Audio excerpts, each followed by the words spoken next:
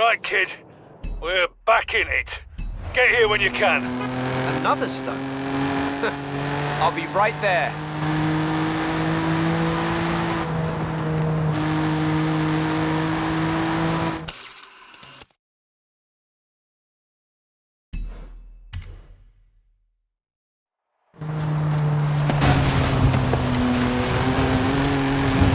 In 400 meters, turn left.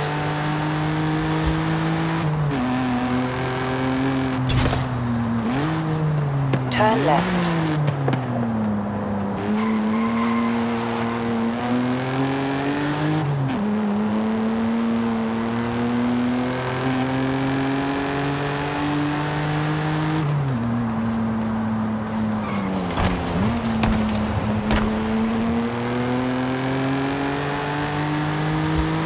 In 400 meters, you will arrive at your destination.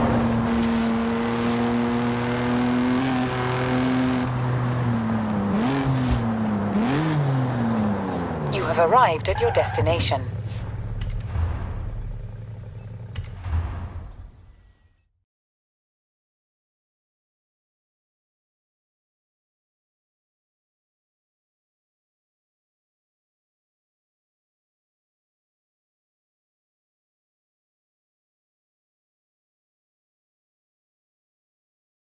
Right, this is a post-credits scene.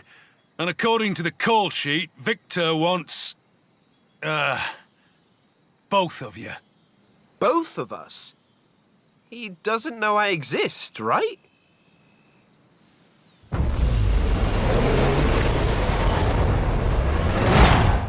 Scene 121A. The two Alexes. Action! Hey, what do you say we make this one real? Oh, you know it! See you at the finish line. Ah, yes, this is what we have been working toward. The within made manifest. The conflict, real. The outcome, unknowable. My greatest work. The clever Wazzock.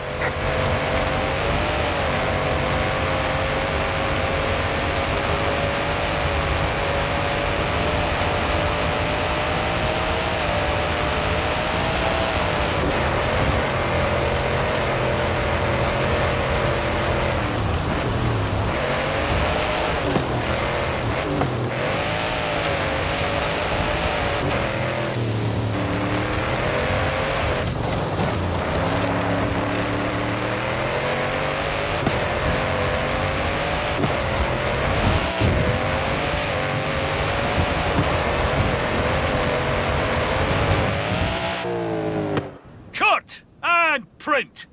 And that, with any luck, is definitely, positively a wrap.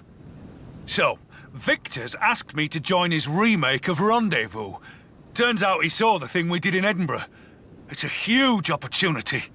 And all thanks to you, kid. Actually, you know, I've got this idea. It's about twins who fight crime. In cars. I'm in. Tell me more.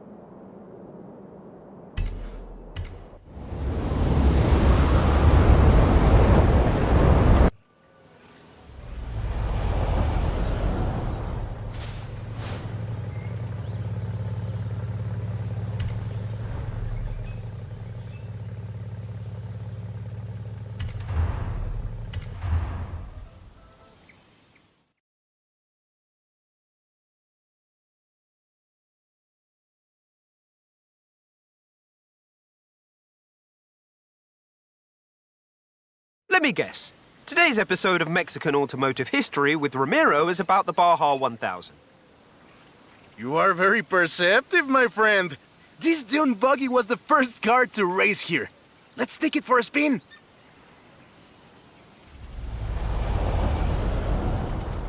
The Baja 1000 is probably the most prestigious race held in Mexico. Do you know how it all started? I assume the Myers Manx has something to do with it. Correct again. The Baja 1000 started as a very elaborate marketing campaign for the car you're driving. But let me start from the beginning. On the 22nd of March, 1962, Dave Eakins and Billy Robertson did the first real Baja run. They went from Tijuana to La Paz in 39 hours, 56 minutes on new Honda CL72 Scrambler motorcycles. So they probably were a bit sore afterwards. They got a lot of media coverage though. A year later, Myers started to work on a prototype buggy he called Old Red in his garage in Newport Beach. It was based on the VW Beetle, and it paved the way for what we know as buggies. Cars that are built for off-roading using the Beetle as a donor chassis. But I guess they wanted even more publicity because in April 1967, Myers decided to make an attempt at breaking Eakins' record. And it worked! Myers did it in 34 hours and 45 minutes, beating Eakins for more than 5 hours. The rivalry was known as Buggy Meets Bike in Baja. Sounds like something you did back in the UK, doesn't it?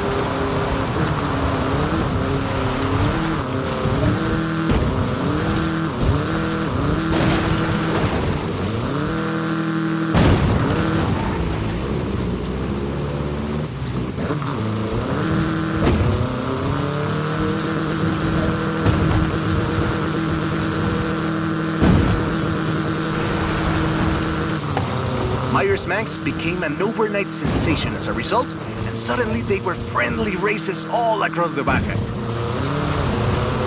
It wasn't long before they realized they needed something more organized, and that was Mexican 1000. Guess who won the inaugural event? Myers Manx? You're on fire today! Yes, in 27 hours and 38 minutes. The official race was 100 miles shorter than the original route, but it's still impressive.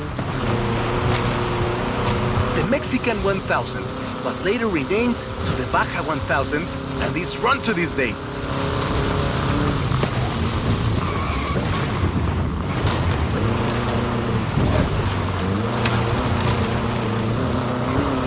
In 200 meters, turn left.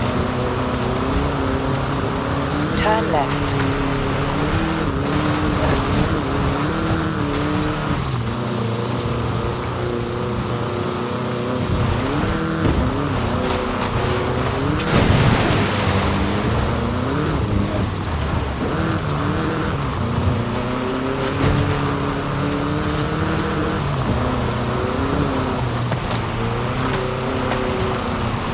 In 100 meters, turn left.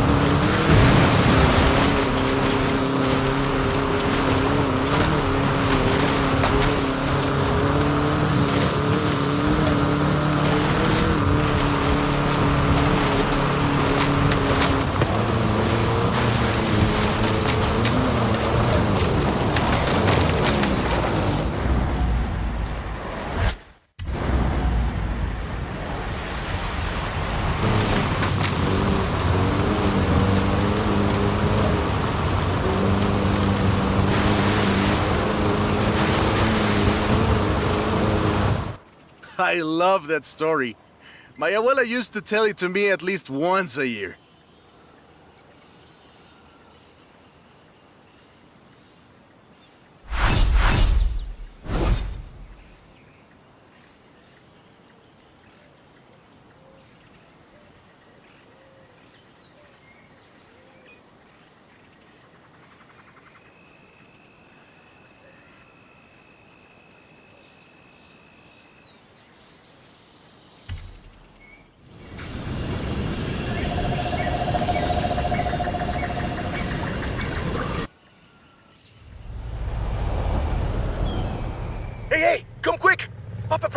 your help. Okay. I'll be right there. In 100 meters, turn left.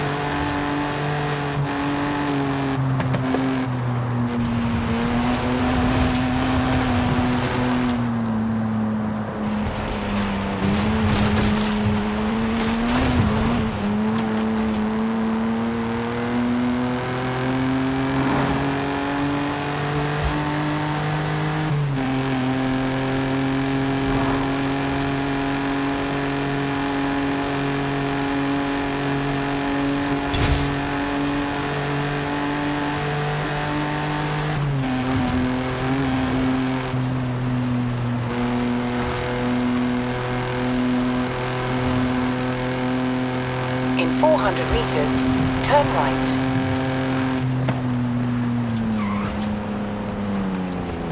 Turn right.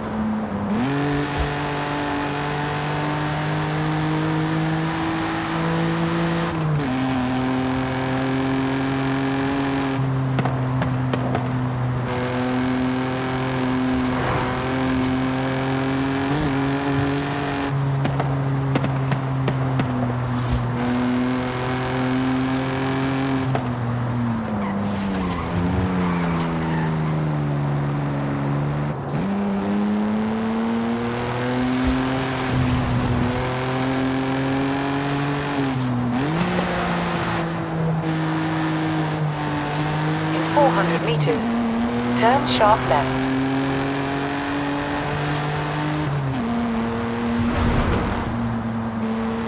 Turn sharp left.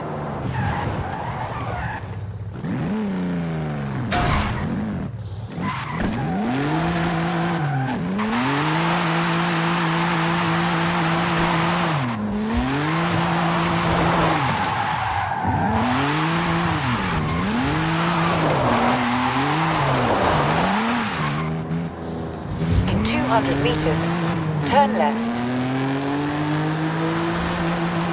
Turn left. In 100 meters, turn left.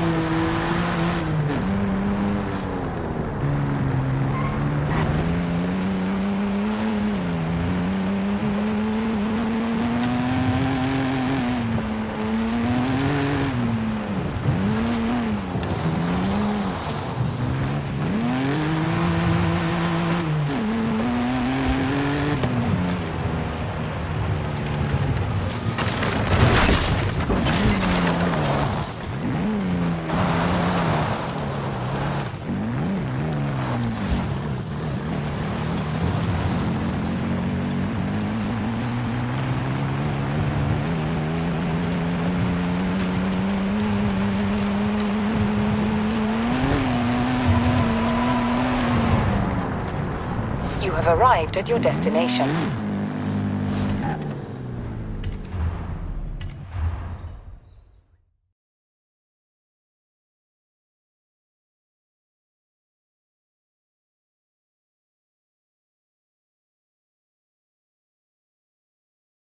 Oh, right. I get it now.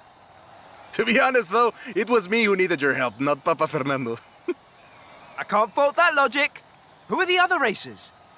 You know them. It's the Born Fast crew. They're raring to go.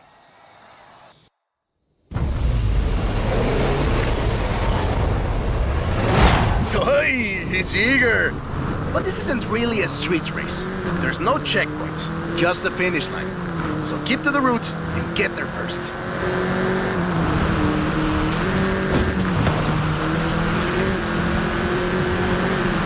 It's hard to overstate the effect that the Beetle had when it arrived in Mexico in 1954. Before that, all we had were these huge American cars. So this new European-style car with its shape and light chassis.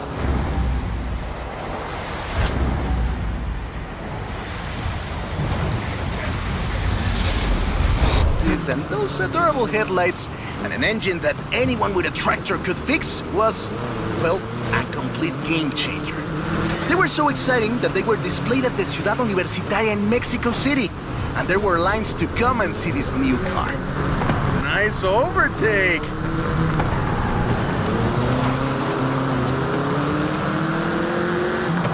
Production of the Beatles started in Mexico soon after 7 of them finished the Carrera Panamericana. Before that, people were a bit worried about reliability, you see. We Mexicans love a good-looking car. But a car that can do work is better. The Panamericana convinced us. And in '61, Automex had assembled 250 of them. By '62, the first plant had opened in Jalostoc, making 10 of them a day. We love that car. So another plant opened in Puebla in 1967. And in '71, El Bocho became the official taxi of Mexico City, which is why you see so many of them today. It's funny. The first Bochos were imports, or CKDs. But in 1971, we were exporting them to Costa Rica and back to West Germany, Austria, Belgium, everywhere in Europe. It was a sad day in 2003 when the last Volkswagen sedan Ultima Edition rolled off the production line and went home to the Volkswagen Museum in Wolfsburg. Like that! We're gaining!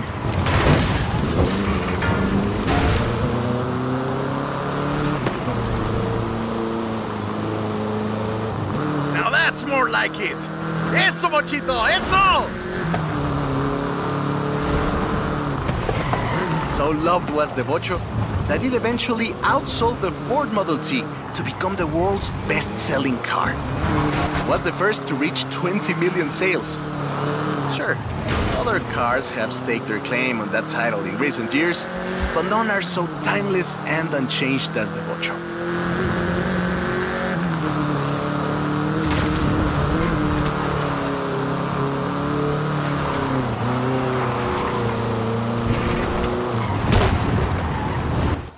That is a great car. Probably the most iconic car in all of Mexico. Ay, es increíble que un auto tan pequeño deje un vacío tan grande. Adiós, sedan. Thanks. I'll call you when I've got that next one ready.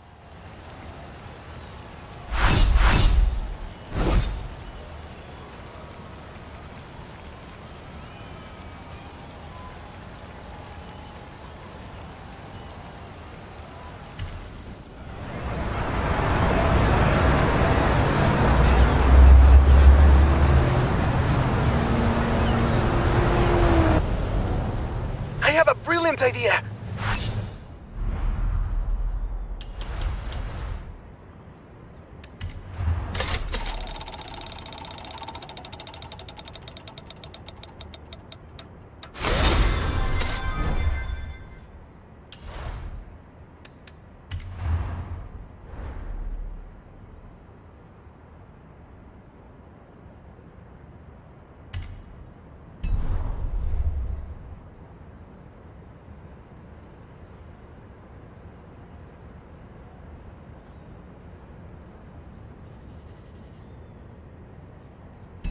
Another one. What happened to the previous idea?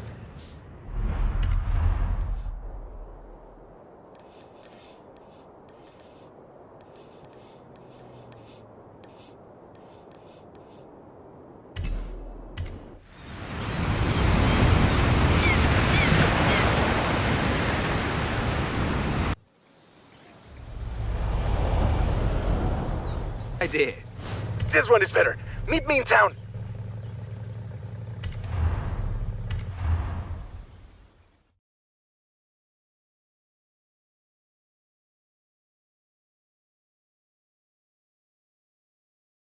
I have two cars here. A first-generation Volkswagen and a seventh-generation Volkswagen Golf. Made in Mexico for almost half a century. Sadly, they stopped building them in 2021. But we can still race them. What do you say? To make it fair, I will give you a chance to make an informed choice. Let's go for a test drive. And I've got lots to tell you about Volkswagen Mexico.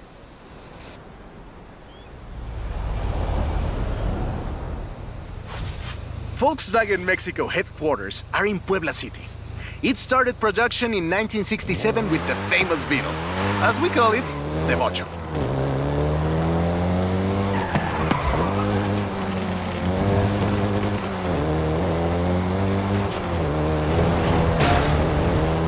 VW made multiple attempts at replacing the famous Beetle with newer models, but all of them failed way short of achieving the production figures until the Volkswagen Golf came into play.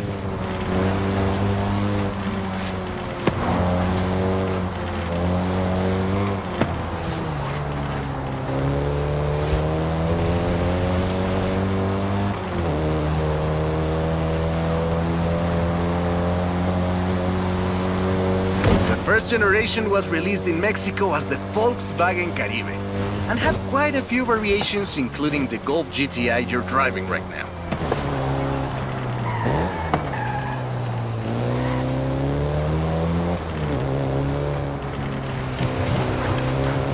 VW engineers, inspired by the Beetle GSR, designed and prototyped the Golf in secret as a Skunk Works project. Little did they know that the Golf GTI would become the hot hatch.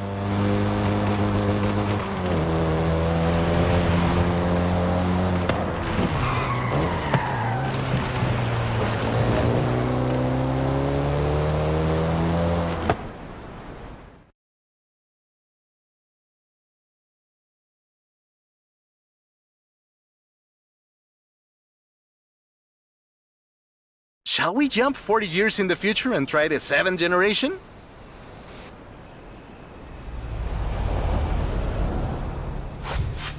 The 7th generation of the Golf first appeared in 2012. This version is the Volkswagen Golf R, R meaning race.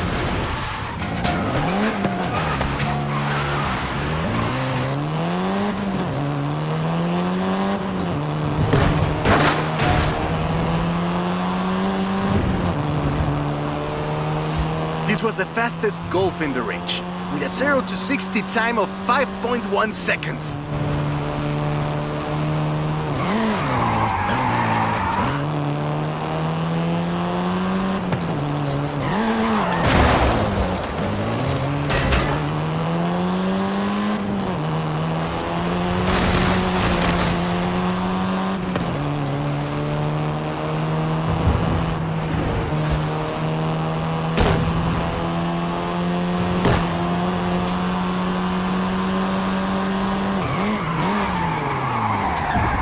Volkswagen Mexico produced all 7 generations of the Golf, totaling more than 2 million units over 44 years.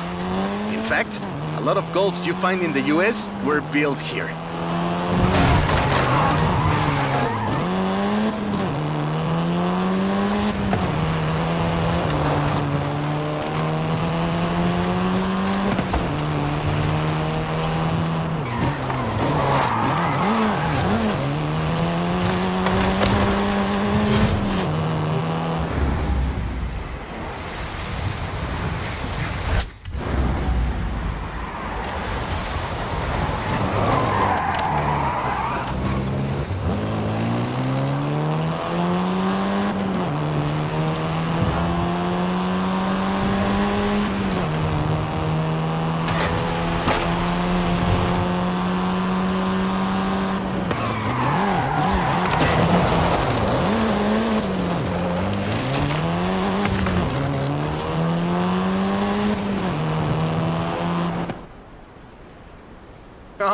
All right.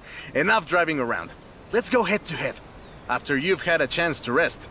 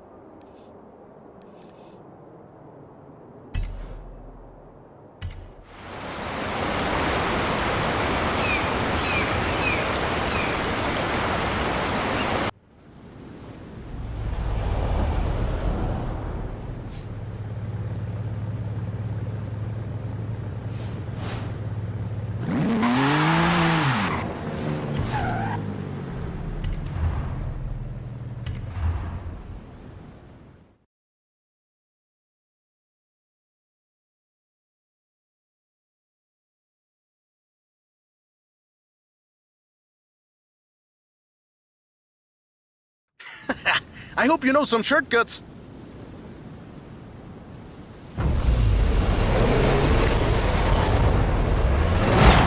See you at the finish line. Don't make me wait for too long.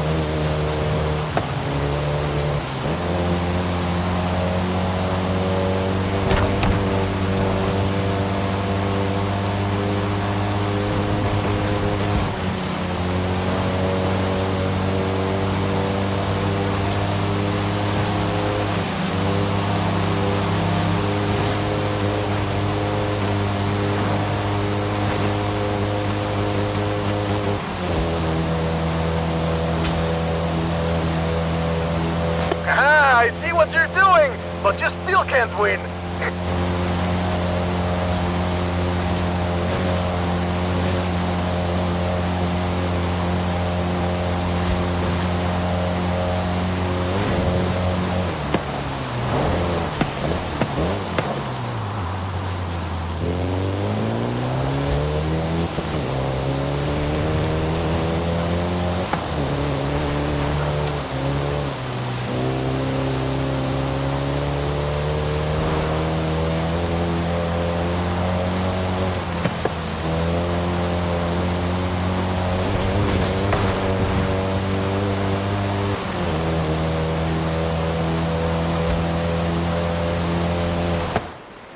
What a race! I am actually surprised the first generation still holds up. I'm sure you didn't cheat.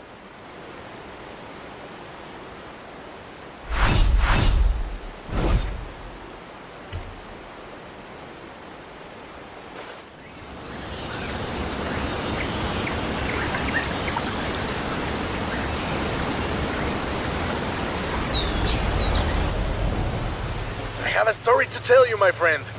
About the old wolf in the swamp. Are we going to a zoo? A swamp? I'll pick you up.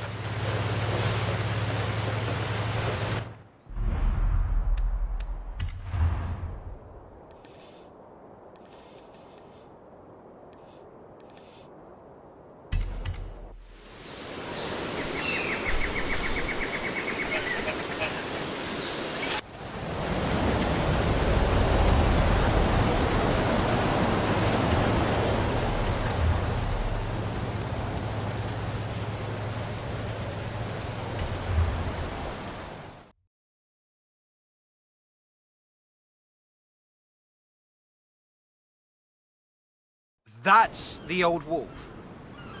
No, that's an old truck. The wolf is waiting for us at the swamp.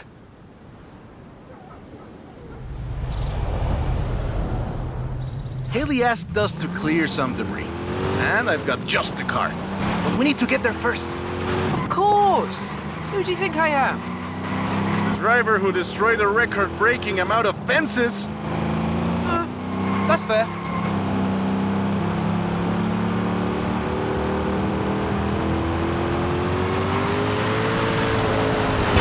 Careful there!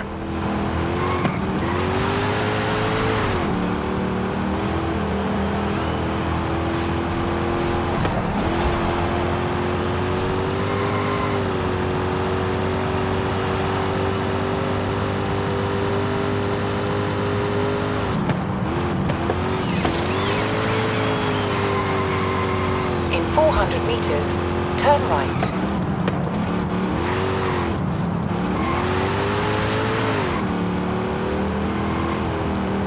Turn right.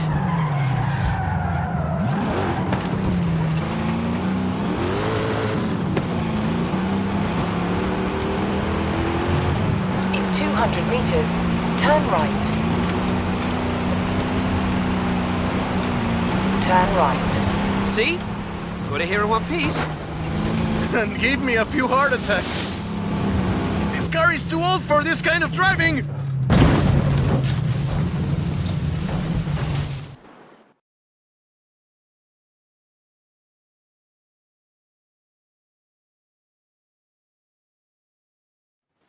Now, let me introduce you to the Ford Lobo.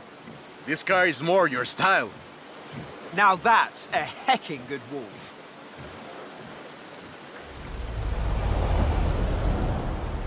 We call it Lobo here. Marketing in this country is outstanding. Let's get to work. See all that brush and stuff? Clear it out. What? No! It's not just an excuse to throw the Lobo around. It is just an excuse to throw the Lobo around. In the 90s, Ford decided that they needed to rebrand the F-150 for the Mexican market. And the name Lobo just has a real ring to it. They started using the badge in 1997, and the rest is history. The Ford Lobo quickly became one of the most popular vehicles in the country. Lobo is still used for the modern Rangers like the one based on the F-150 Raptor you're driving. But we don't just call it Lobo. No. We call it Lobo Raptor. So it's the same car? Now, there are loads of differences, like a dog and a wolf. Lobo only comes in XLT and with higher trim levels. The base version is still sold in Mexico as the F-150. The Lobo is the Elite F-150.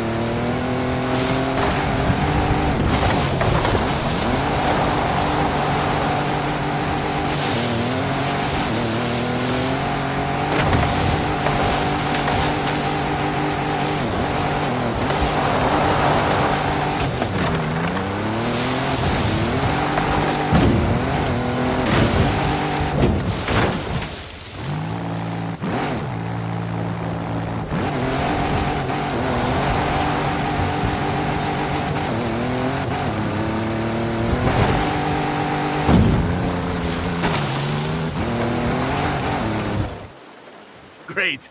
Job's done. And the scratches will buff right out. Thanks for the help. Now I just need to get my abuelo's old F-100 back to the garage.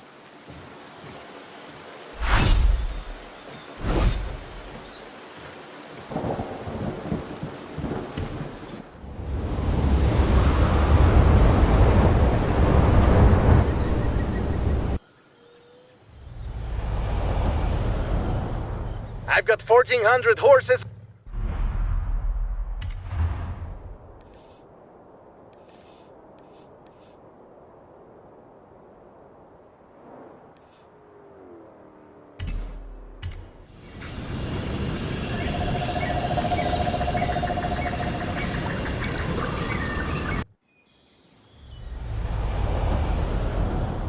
And I need you to help with them. I think I know what this is. I'll be right over.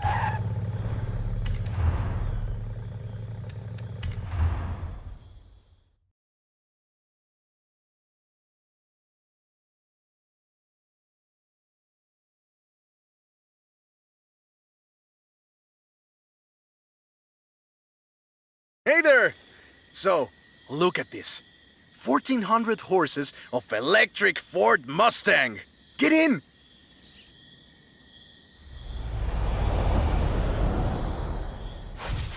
Let's take this down to the beach. Stick it in AWD if you like. There's some nice curves up ahead.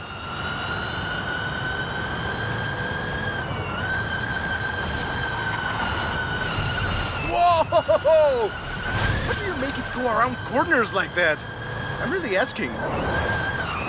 Calm down. I know you like to go fast, but I had a big breakfast. This is 2021's EV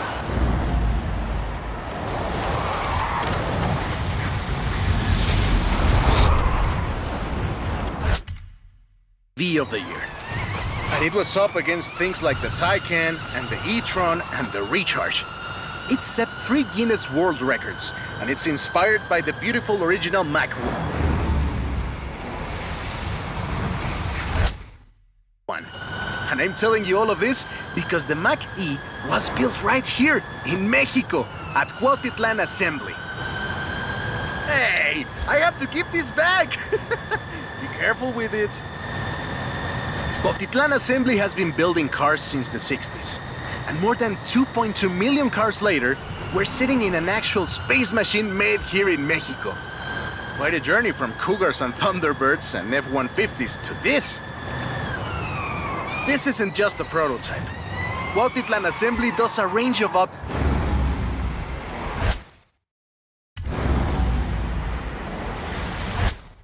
options for the Mach E. A 68 kilowatt-hour standard and an 88 kilowatt-hour extended range version. It will give you over 300 miles of range on a single charge. The Performance GT version is the really wild one. 0 to 60 in 3.6 seconds. This one is quite a bit faster. Honestly, when I first tried it, I had to go and sit in a quiet room for a bit. And I've flown airplanes in a storm. Hey! This isn't your Mach E! Be careful with it! I have to give it back. It's wild tech. You can switch from all-wheel drive to rear-wheel drive at the touch of a button. And when you get into tuning, you can basically tweak every one of the 7 engines individually. It can make 1,400 horsepower and a ton of downforce at 160 miles per hour thanks to the Aero 2. So what you're saying is, not bad for something that weighs more than that F-150 of yours. Yes.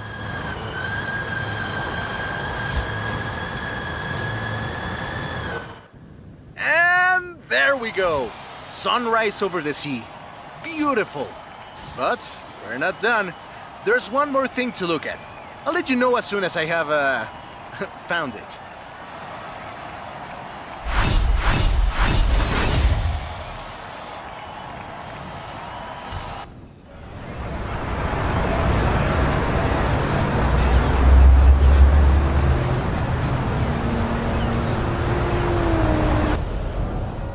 Okay, this one will be epic.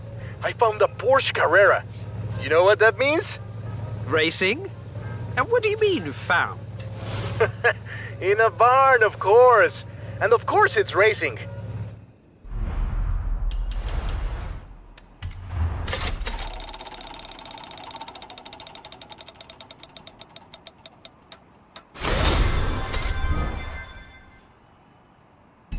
Come meet me at Guanajuato.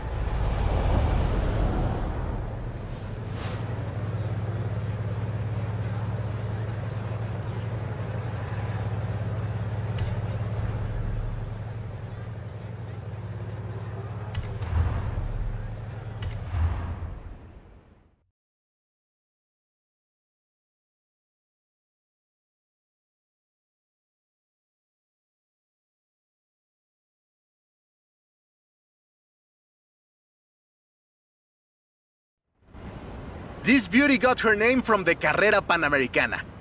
The races don't run anymore, but who can blame us if we take it out one more time? Right? Let's see what this car can do.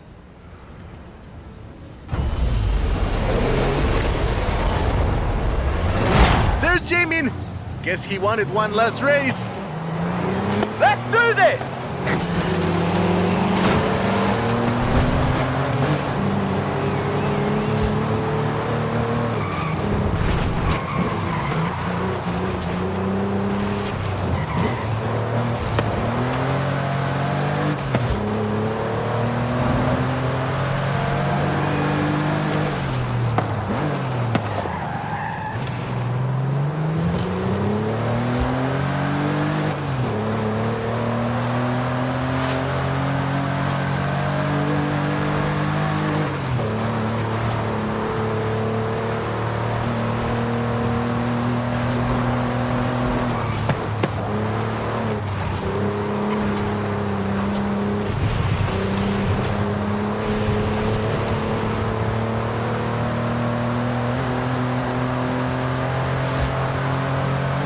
First race had 132 competitors, and everyone turned up.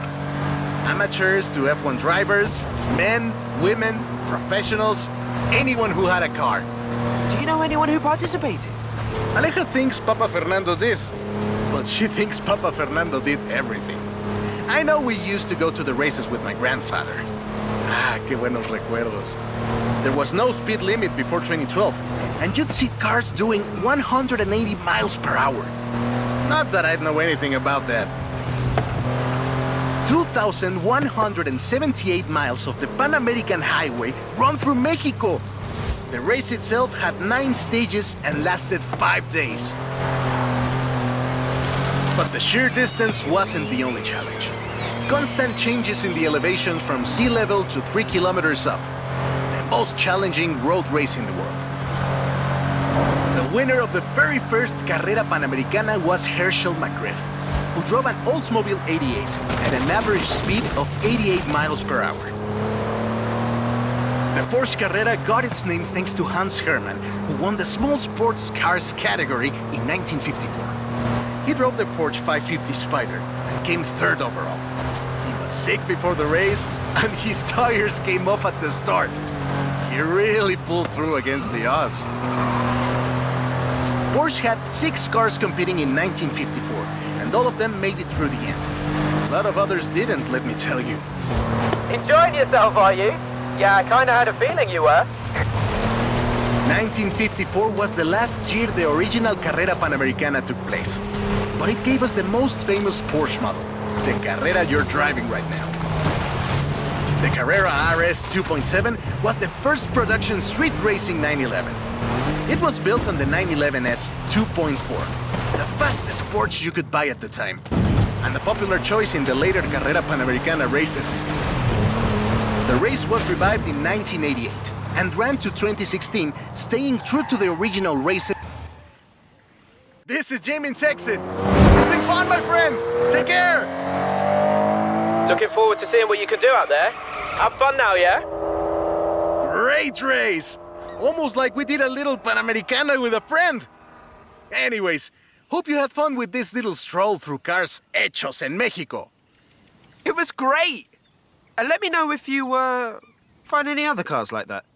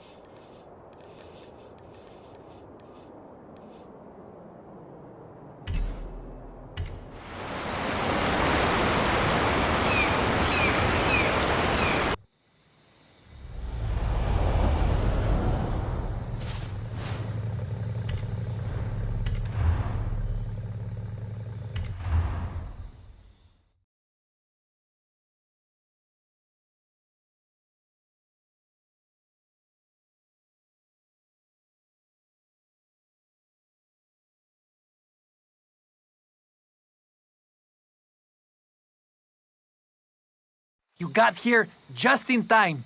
The university is working on an improved GPS, but the street racers say it will never be as good as local knowledge.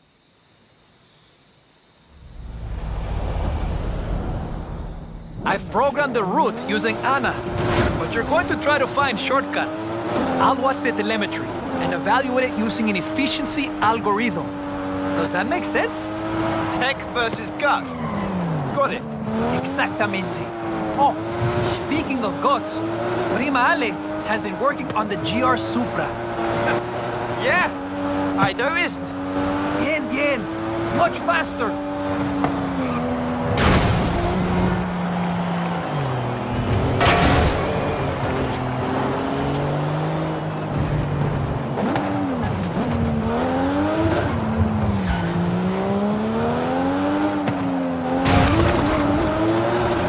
Try the back streets. Come on.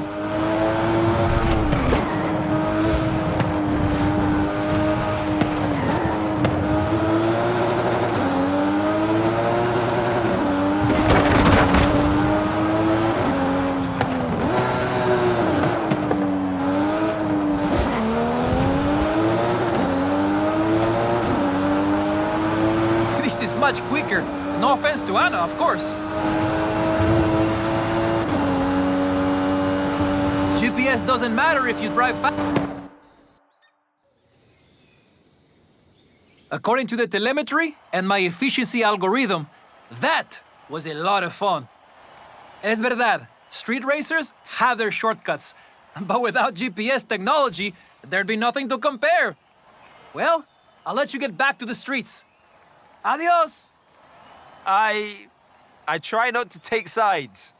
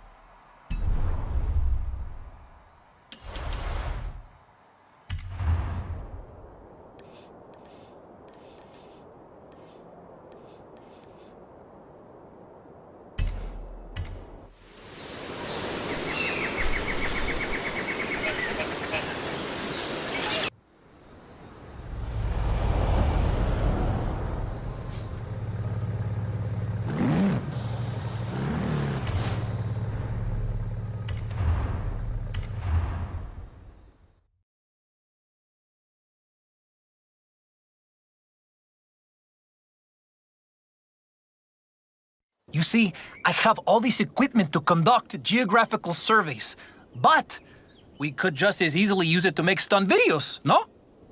Good advice. Gracias, my friend. I am a scientist after all. Let's get going.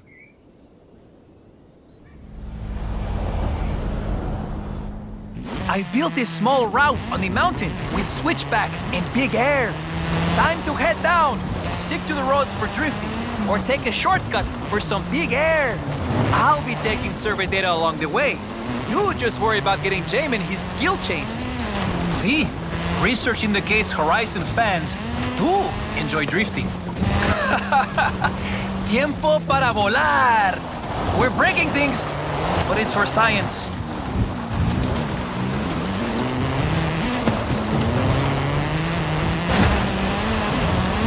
I'm sending that skill chain to the Departamento de Matemáticas.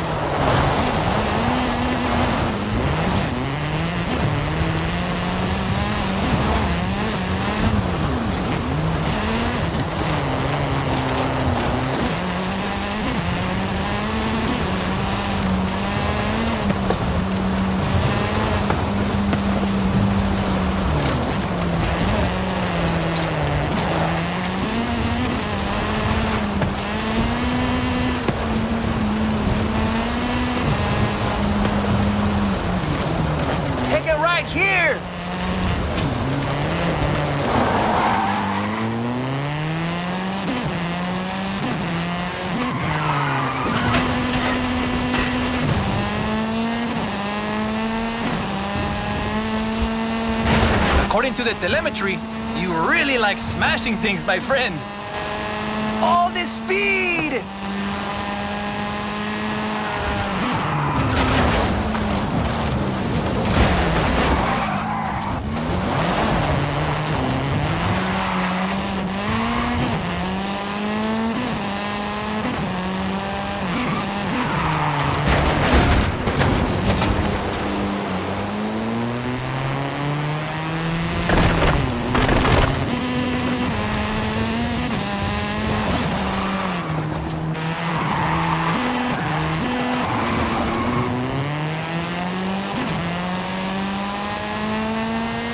Okay, time to head back up.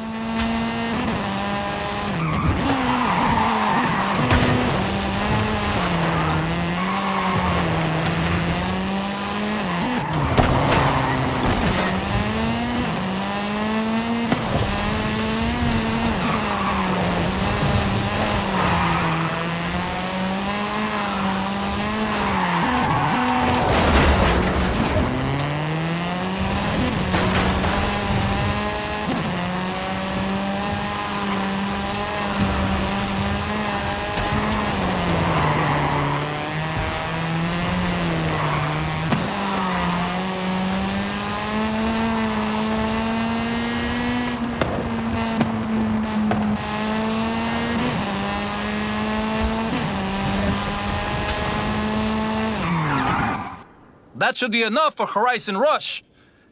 Even the university might get a kick out of it. Está bien. We have lots of raw data to upload to the university research server. What about Jamin? What format do you think he would prefer? Jay, just post a video and tag him.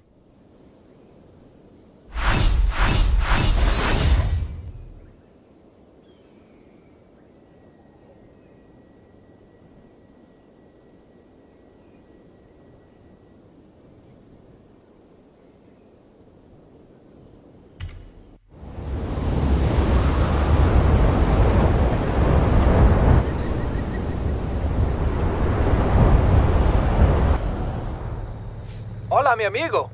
¿Cómo estás? For our final piece of stunt research, we'll be hitting the biggest danger sign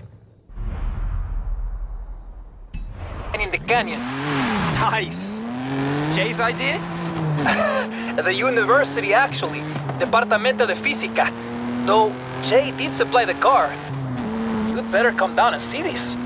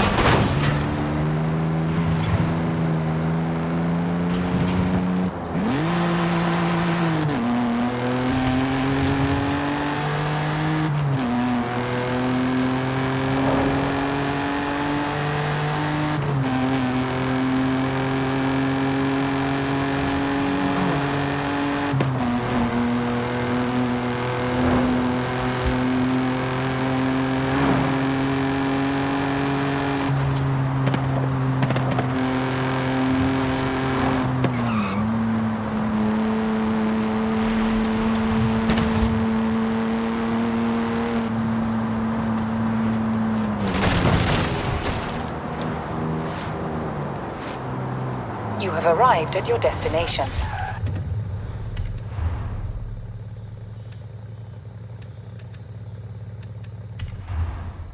One sec. Got an idea. What are you... Oh, see! I like this theory!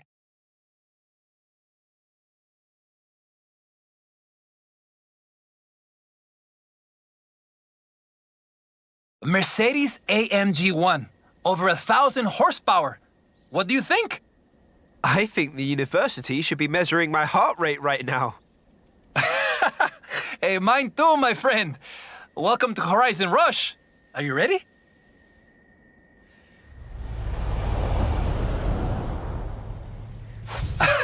I have no idea what Jay said to Prima Ale to get this thing out of the auto show. He probably told her it was for science, no?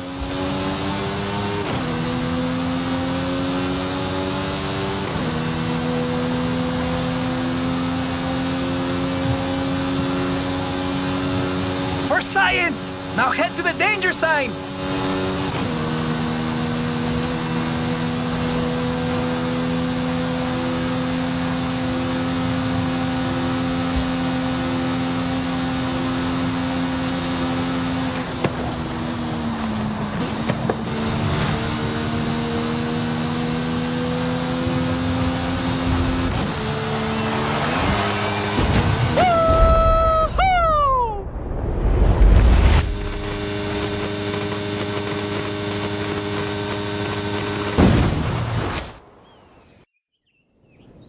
That was increíble. So chido. I mean, the experiment is now complete. Guess science is good for PR.